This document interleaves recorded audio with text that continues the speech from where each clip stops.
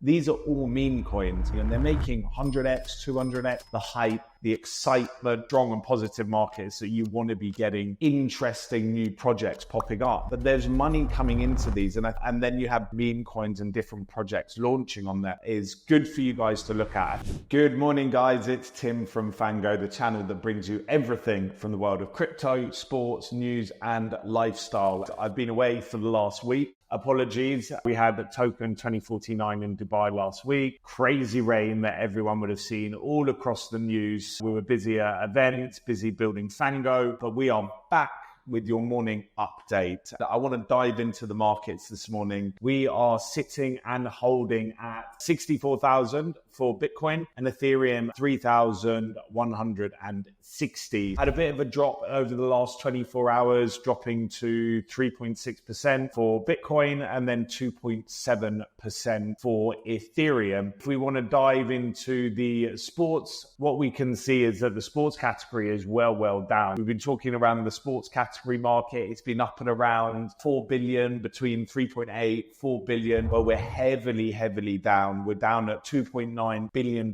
market cap. The two projects that I talk about all the time, Flow, Chiliz, are the one that is driving that. Chiliz is down a market cap of just around 1.1 billion, and then Flow's down at 1.3. Both of these market caps were well higher, about 500 million higher over the last couple of weeks. So we can see that there's a slight downtrend in the market. Obviously, we had the halving last week. Historically, actually, nothing really happens after the halving. It's not you're going to see a massive price increase anyway.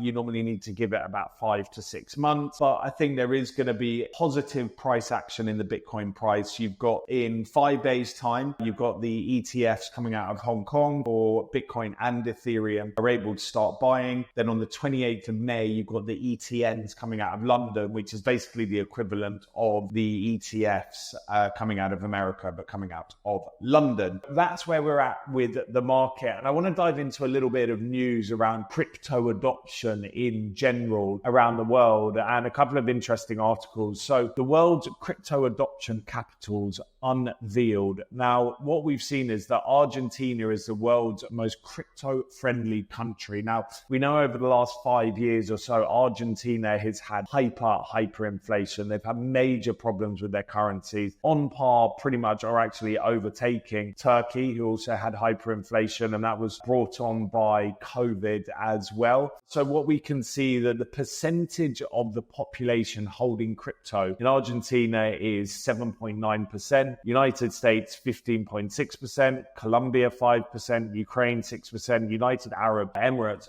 30% of the population holding crypto. Now, the UAE is positioning itself to be a crypto hub, so that does make sense. And then Vietnam, Turkey, Canada, Singapore, and Pakistan. I think if you're really looking at the adoption rate, and if you're launching a project, if you're actually trying to get into one of these markets are strong and positive markets that you want to be getting into. Now, speaking of the Middle East, we're based in the Middle East. We've been in Dubai, but actually last couple of days, we've also been over in Saudi Arabia, and what is happening in Saudi Arabia is amazing. It is unbelievable, the hub, the hype, the excitement that's going on over in Saudi at the moment. So I was actually at an event called Outer Edge Riyadh. Shout out to Josh, who put on an amazing event there. Saudi's going to be a market for people to watch, and there's a real hunger and passion and real openness as well to get into Saudi at the moment. What we can see here is Middle East sees a surge in crypto interest with 500,000 daily trades or daily traders. So research conducted by BitGet reveals the Middle East is experiencing a rapid expansion in the crypto market with an estimated 500,000 individuals actively participating in daily trading activities. The surge in interest underscores the region's increasing acceptance of digital assets as a viable investment vehicle. I mean, we're based here. The crypto scene is pumping in the Middle East. I believe the whole world is turning to the Middle East. So look, really good to see. If you are a crypto brand and you're looking at this region, there's just so much going on here, from sports, from crypto, from ease of setting up your businesses, from tax incentives, incentives being tax-free for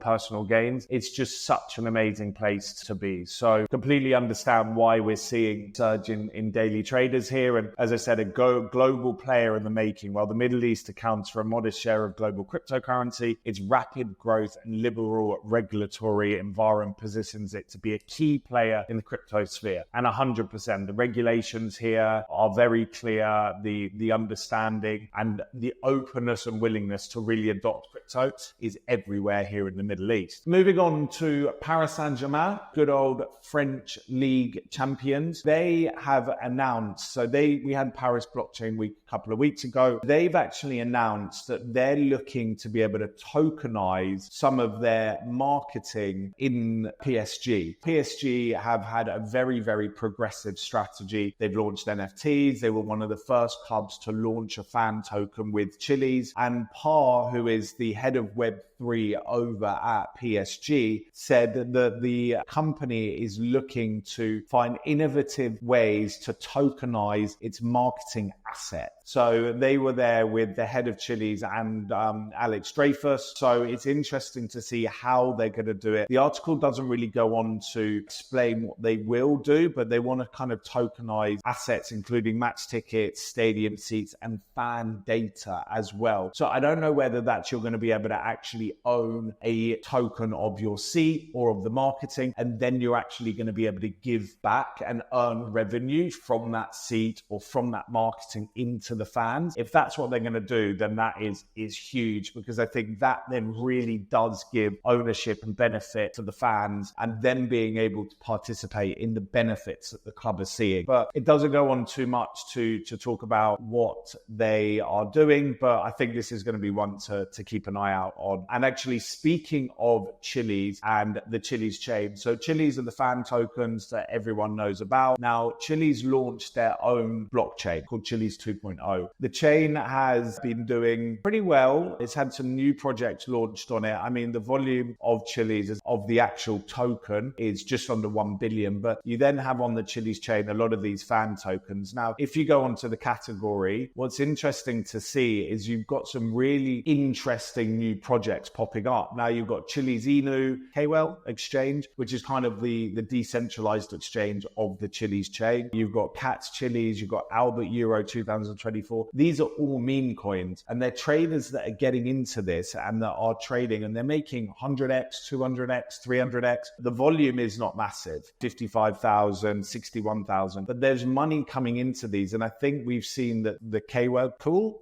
I don't know how, apologies however you say that, but we've seen that this exchange has been having some really good volume. They actually hit their all-time high, I believe, yesterday again. So one day again, they hit their all-time high of $9, all-time low of 142. So this is a really interesting one to look at. They literally have no market cap at the moment. And then you have different meme coins and different projects launching on there. So if you go onto their Twitter, you can actually see all of the projects. So you've got all of these meme coins that are launching on there. So this is not financial advice at all. This is just something that is good for you guys to look at. I think the sports ecosystem that we're all about here is going to be huge. And look, Chiliz is really driving it. And this decentralized exchange is an interesting one. For sure, keep an eye out on what is going on there. Guys, that is pretty much it from me this morning. Thank you for tuning into the video. I will be back tomorrow. Please like the video. Please subscribe to the channel.